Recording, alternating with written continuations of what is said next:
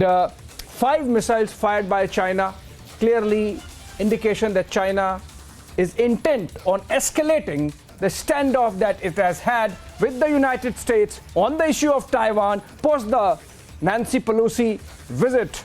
And it's important to remember that the visit of the congressional delegation led by Pelosi to Indo-Pacific is not yet over. In fact, from Taiwan, she has flown down to South Korea, and then she would be coming to Japan, in fact. And China has been carrying out live fire exercises across the Taiwan Strait and in the South China Sea. And now these reports emerging that China has fired missiles to its east as well, into the Sea of Japan or into the East China Sea perhaps, but within the exclusive economic zone of Japan, according to media reports quoting Kyodo Agency. This is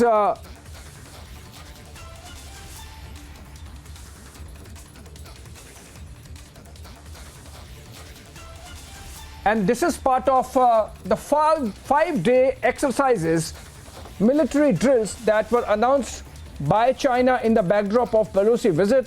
And so escalation continues. There were 6 zones identified by China, and we earlier reported how, for example, even the big missiles like the Dongfang 5 were being used by the Chinese as part of this military drill. And now it seems that China is hitting at the Japanese side as well. Captain Alok Bansal joins us over the phone. Captain Bansal, clearly China intent on escalating tensions in its neighborhood post the Pelosi visit, in fact, which is continuing, and Pelosi is all set to land in Japan tomorrow.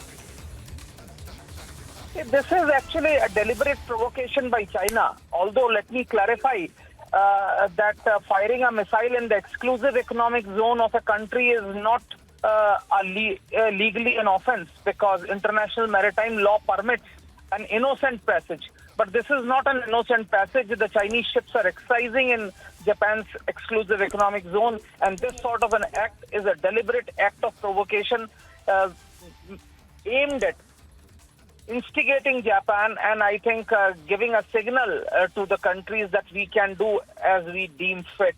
And this is, of course, also sending signals to United States because China seems to have lost the game of brinkmanship with the U.S. And this is an attempt by them to show that they can still do something. I think this sort of an act of deliberate provocation should be ignored by the international community as far as possible. Are you sure we should be ignoring this, because this bullying can come to any neighborhood? It can hit any country tomorrow, sir. See, any reaction would actually serve the Chinese purpose. The Chinese want to provoke others because they have lost the battle. Having lost the game of brinkmanship, they are trying to take actions which can provoke others. So I think the best defense would be to ignore it as long as it does not directly infringe upon your security.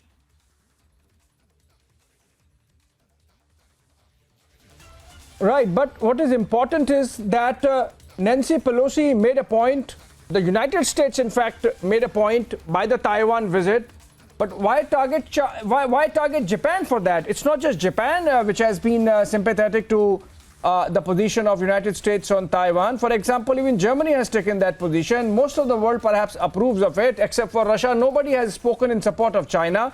For China to escalate in this manner clearly shows that some elements within the Chinese establishment are clearly intent on increasing the tensions in the neighborhood.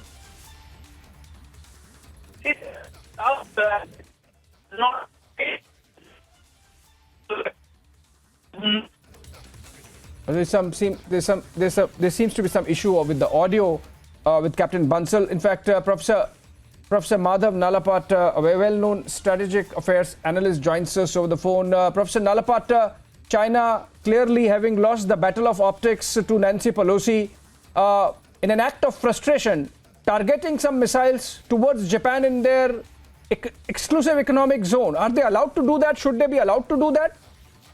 Yeah, I'm speaking actually from my university in Manipal. I'd like to say that this is not in anger or anything. They're doing it in a very deliberate fashion, and they're doing it to test the resolve of the countries that could potentially help Taiwan. Japan is very important in that list. And don't forget, Nancy Pelosi is on her way to Japan. So this essentially is a Chinese reminder to the Japanese that watch out, this is what is waiting for you if you have a warm welcome to Nancy Pelosi. So it's a carefully calibrated strategy. It's not a sensible strategy. Alok is perfectly right that it's a very petulant strategy, but that is what the Chinese regard as normal, petulance. So that's the first point. They are testing the resolve. The second point is the advantage this gives is that the different countries that are tomorrow, today, or the day after going to have to battle China. And some of us have been saying it's an inevitable conflict. The only question is not whether but when. They can understand the disposition of Chinese forces, the way Chinese forces operate, their patterns of activity, of hostile behavior, and that will be very useful in a future conflict. Yes, I agree with Commander Bansal. I don't believe, the Major Bansal, that I don't believe that they want any kind of a conflict. But essentially, they are doing things which in other parts of the world would be taken as an act of war. And the one thing about this, it has taught these Europeans, it has taught the United States, including the Biden White House, that the real problem is China. The real conflict is in the Indo-Pacific. And that their entire attention being drawn to Ukraine has given a golden opportunity to China to act the bully, which that opportunity is now being seized by China. Sir, you think the world community can come together and do something about this? I can tell you very clearly that you have a lot of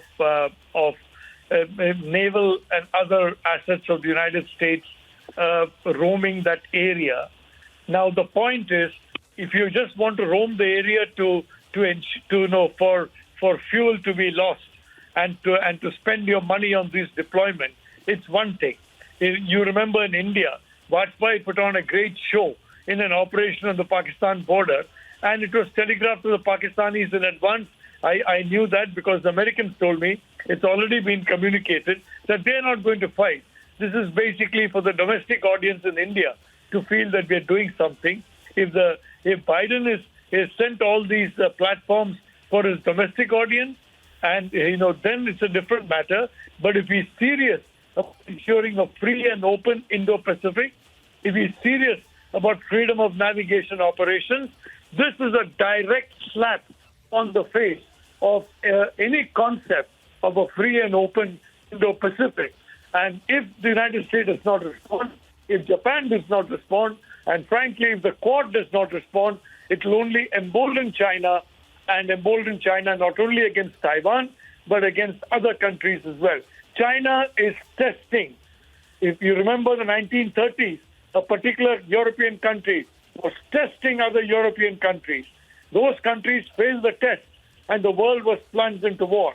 This time, we should not fail the test. We should ensure that there is a free, open Indo-Pacific, and there's no point just talking about it in conferences and meetings. You've got to show that you mean it, that you mean business, and that you're going to enforce it when necessary. So I think a show of force on the part of those navies that want a free and open Indo-Pacific is very essential for this show of force. Very well said, sir. In fact, what you're suggesting is that it should not just be the red regime drawing the red lines. The rest of the world should also be drawing some red lines. In fact, I remember just when the Quad summit was going on in the month of May in Tokyo, China along with Russia had carried out very intimidating air patrols across the Sea of Japan and into the air defense identification zone of Korea, in fact, at that time.